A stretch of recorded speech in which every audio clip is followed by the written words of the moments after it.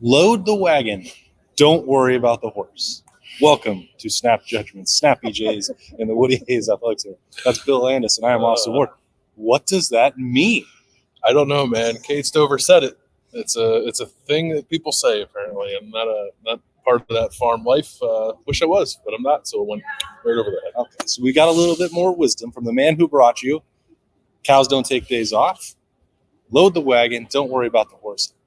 I thought that was a pretty apt description of, hey, stop talking about the quarterbacks. But I guess that wasn't what it was about. It would have applied. That was not what it was about. I asked him more about the workload that was placed on him last year and what he did in the offseason to try to ensure as much as he could that he would be the best version of himself by the end of the year. And that was his response, which I guess means like he's just going to do the work.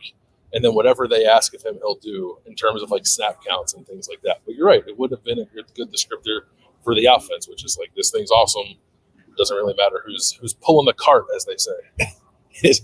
It did lead me on Tight Ends Day afterwards to look up a little Roy Acuff song and listen to that. It's a jaunty little tune, Bill.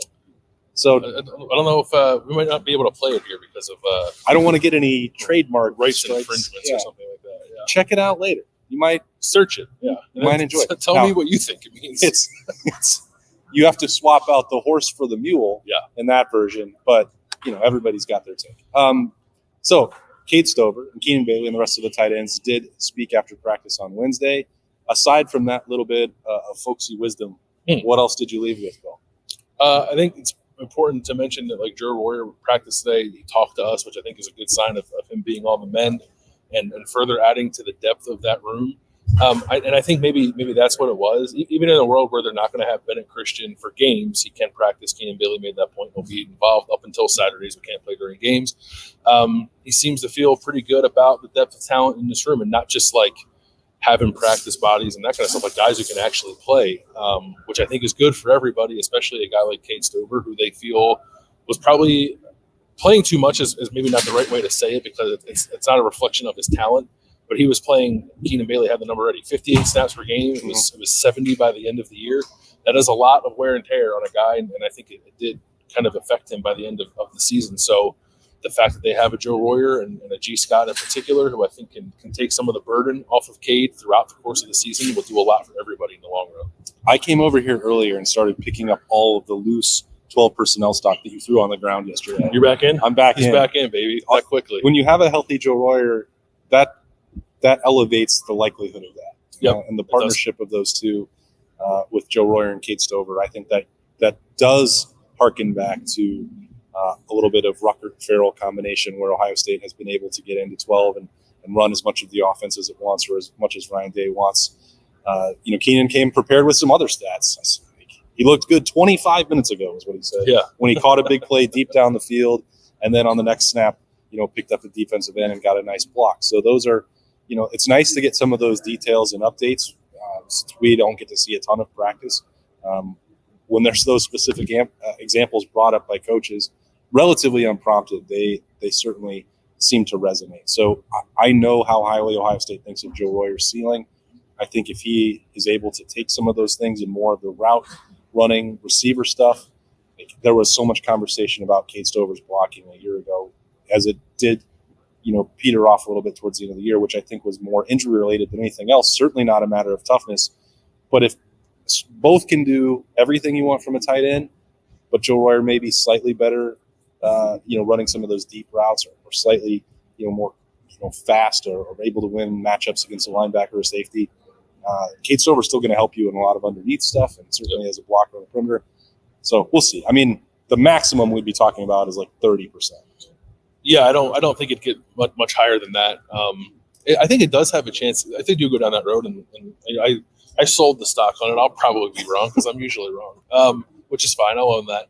If they do go down that road though and play more two tight ends, or at least more than it did last year, I do think that this collective group might be able to give you a little more in that regard than maybe we saw from the Ruckert-Farrell combination, because it did feel like Jeremy Ruckert was a third-round pick, right? I'm not trying to undersell how good the guy was, but his blocking was, I think, inconsistent when he was playing here. I think he was more of a receiving threat. And Luke Farrell, whether or not he had the skill to be more of a receiving threat, just really wasn't used as such when he was here. I think like Cade's pretty good all around tight end, and Joe Royer seems to be blossoming into that too. G. Scott, we'll see. Like they keep talking up a big game about him, and he seems to be very confident in his ability. So if you have three guys who can kind of do both, that to me is slightly different than it was the last time we saw them use the tight end a good amount. I think everyone will wonder, well, what does this mean for Jelani Thurman? We haven't brought him up in the first couple minutes of this. How does he factor in? We know how impressive he is physically. It does seem like now that the first game is getting closer, like Ryan Day and Keenan Bailey maybe want to tap the brakes a little bit on the expectations. I can understand why. But at the same time, you've brought this up a number of times. If you just look at the pure athleticism, isn't that good enough? And that's still a question that they're going to have to answer in the coming weeks ahead, and not just on the first Saturday in September, but throughout the season when they feel he's ready to be a fourth or maybe third option. Yeah, I think there's openings to use a guy like that while not overexposing him or protecting him, whichever way you want to spin it. Whether that's in the red zone or just frankly like playing late in games. There's really talented young guys who don't do enough of that. So if they do that, I think that's a fine freshman season for Jelani. I personal belief, I think he can do more for them, but it's about development too and thinking about the long game. And I don't think you want to do anything that would give a guy a shot to his confidence either if you don't have to. So there will be a balance there. I think he'll play a little bit. If you were on alert for like he's going to play the second most snaps of anyone in the tight end room, probably not going to happen. But I do think, especially in today's world where like making guys feel involved, as Burb has mentioned several times, is very important. I don't think they're going to totally sideline him. And he can play a lot of special teams too as a guy who's 6'5" and 250 pounds and moves really well. Why do you think that Keenan just won't say someone could play the Mitch Rossi fullback role? They love to just say, well, we've got a bunch of hybrid guys that we're trying that. Yeah, I think maybe because they don't. I don't know. There really is no, like Mitch was like 6'1", 250. I don't know. Like the guy in the tight end room is probably closest to that is like Patrick Gerd, probably, right? And like Mitch was a walk-on too, just like Patrick was. Maybe he can do some of that stuff. Keenan Bailey has made a good point. Like that role did not exist before Mitch, and it's quite possible it doesn't exist after Mitch. They do seem to be like, I don't know, like intentionally coy about it though. Like just dangle enough out to like, oh, we might do it, but we're not going to tell you who. Like I don't. Chip, train them. Yeah, I don't know that I think it's going to happen. Just like assessing the skill sets and body types they have in that tight end room, I just don't know who it would be, unless they want to throw a total curveball and like move Reed Carrico over and let him do some of the old Ironton stuff. I'd be okay with that too. But my guess is we don't see a whole lot of what was it? It was referred to as the hammer. It was referred to as the hammer. They don't call it that. Keenan was not aware of that terminology. Yeah.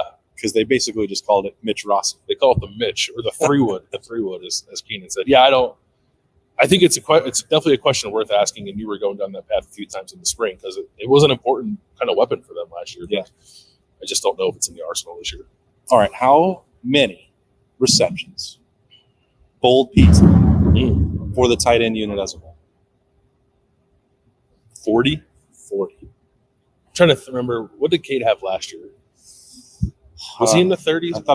I thought he got close to 40. He might have been 40 on the dot. Let's get it right now while you do the math in your head. I might have the wrong number.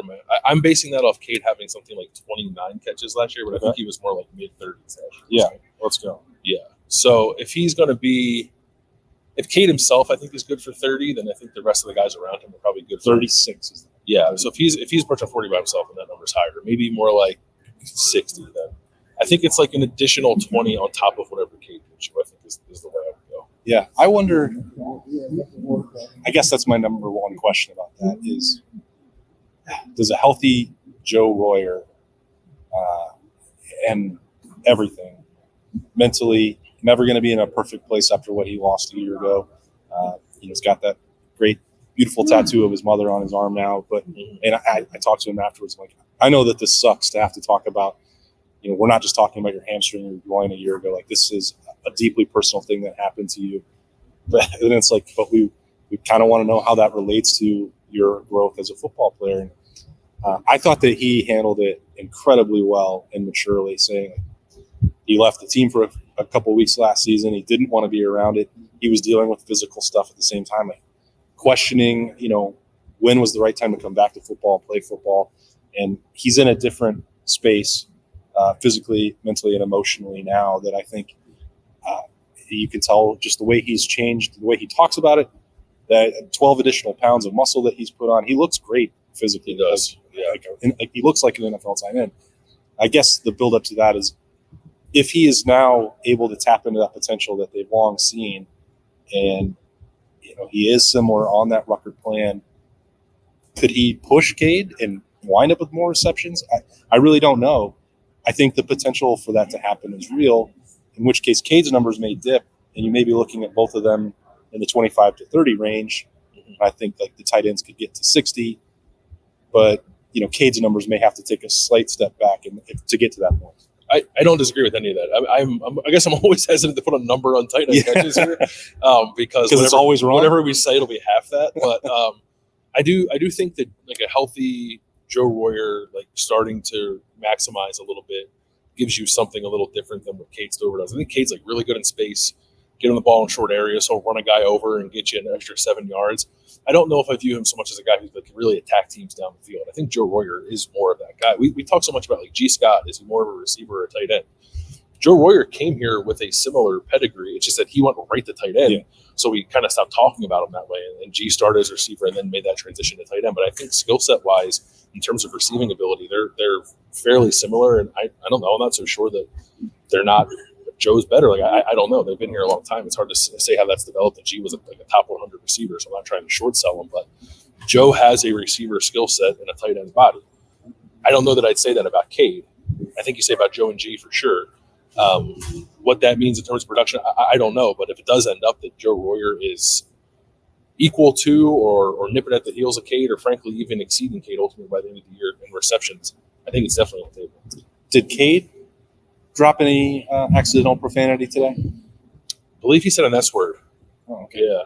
Didn't feel accidental either. Well, his probably wasn't accidental. Joe Royer dropped him. I'm like, wow, that's a little bit of that edge too. So Cade and they're rubbing off together. I think that'd be some of that edge that you want from your tight ends in a 12 personnel combo. So anyway, just another anecdote to pick up. Who's cursing? Who's cussing? Welcome back to Who's Cussing on the podcast. No, there are a bunch of hard-nosed dudes in there, I think, and Cade sets the tone for that, definitely. I don't know if you have a choice anymore if Cade is the guy sitting in the front of the room. Yeah, I asked him if he would be willing to wear the block out, and he said, would I have a choice?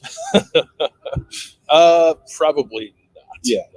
He's not a lineman like Thayer Munford. He can't get out of it. I think they'd let you. You could put the patch on instead. I kind of like the patch, actually, more than like the block out number itself. Yeah. I mean, like I've said, it's just so easy. Just remove that bar across the 8. You're good to go. It didn't seem like he had really considered it, nor does he care. But that time is coming up soon as well for Ohio State. Naming captains, getting to the Blocko. The opener is 2.5 weeks away, if you can believe it. Training camp rolling along in the Woody Hayes Athletic Center. Bill and I in here to talk to the tight ends. Hope you enjoyed some snappy J's from us on a Woody Wednesday. He is Bill. I am Austin. We will talk to you later.